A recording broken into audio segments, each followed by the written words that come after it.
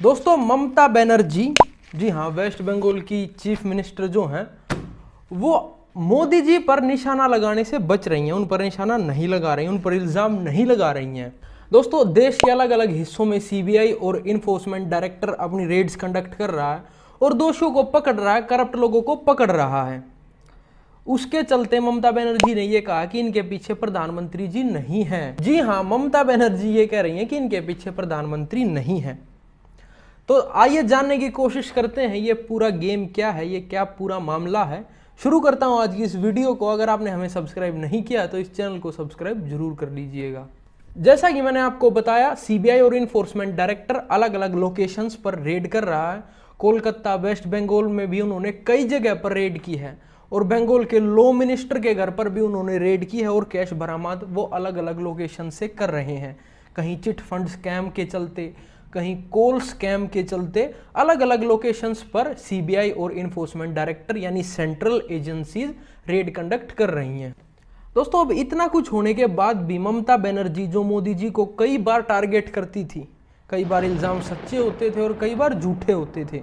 ये हमारे देश की डर्टी पॉलिटिक्स है जो हर एक पॉलिटिशियन करता है। दोस्तों आप सभी से एक सवाल पूछना था, क्या मुझे इस टॉपिक पर वीडियो बनानी चाहिए? Impact of dirty politics on India's development, ये टाइटल होगा टॉपिक का। क्या मैं ये वीडियो बनाऊं? तो आप मुझे कमेंट बॉक्स में बताइए। दोस्तों हुआ यूं था, अगस्त के पहले हफ्ते में हमारी जो ममता बनर्जी हैं वो हमारे प्रधानमंत्री जी से मिली थी और उन्होंने कहा कि सेंट्रल फंड्स को रिलीज किया जाए फॉर हर स्टेट, यानी वेस्ट बंगाल के लिए जो सेंट्रल फंड हैं वो हमें दिए जाएं ताकि हम अपने प्रदेश की या अपने नेताओं की, मतलब देश की, प्रदेश की, ताकि हम अपने प्रदेश को आगे बढ़ा सकें, उसकी डेवलपमेंट कर सकें। कुछ ऐसी वार्तालाप प्रधानमंत्री और ममता बनर्जी के बीच हुई। तो दोस्तों अब माना यह जा रहा है कि कहीं मोदी जी वो फंड ना रोक दें। ऐसा मैं नहीं कह रहा हूं दोस्तों, ढेर सारे न्यूज आर्टिकल्स, कुछ एक्सपर्ट्स, कुछ अंदर की टिप, कुछ खबरी ये कह रहे हैं कि मोदी जी उन फंड्स को ना रोक दें, इसीलिए ममता बनर्जी मोदी जी को टारगेट नहीं कर रही हैं। हो सकता है ये झूठ हो, ये सच्चाई नहीं भी हो सकती है। ममता बनर्जी कह रही हैं कि आरएसएस में सभी लोग बुरे नहीं हैं। बिल्कुल सही बात है, हर जगह लोग अच्छे बुरे होते हैं, लेकिन राजनीति में ये कब से होने लग गया? तो ममता बनर्जी की स्टेटमेंट में आपको बता रहा हूं कि आरएसएस में सभी लोग बुरे नहीं हैं और ये जो सीबीआई और इन्फोर्समेंट डायरेक्टर यानी कि सेंट्रल एजेंसीज रेड्स कर रही हैं, इनके पीछे मोदी जी का कोई हाथ नहीं है। इनके पीछे हाथ है बीजेपी के कुछ सेंट्रल मिनिस्टर्स का और बीजेपी के ही कुछ हमारे स्टेट मिनिस्टर्स का। ममता दी कह रहे हैं कि हमें प्रॉब्लम सेंट्रल एजेंसीज से नहीं है, हमें प्रॉब्लम यह है कि सेंट्रल एजेंसीज इम्पार्शियल रहें। अगर बीजेपी के नेताओं के घर पर भी रेड की जाएगी तो उनके घर से माउंटेन ऑफ कैश मिलेगा। तो हमें प्रॉब्लम सेंट्रल एजेंसीज से नहीं है।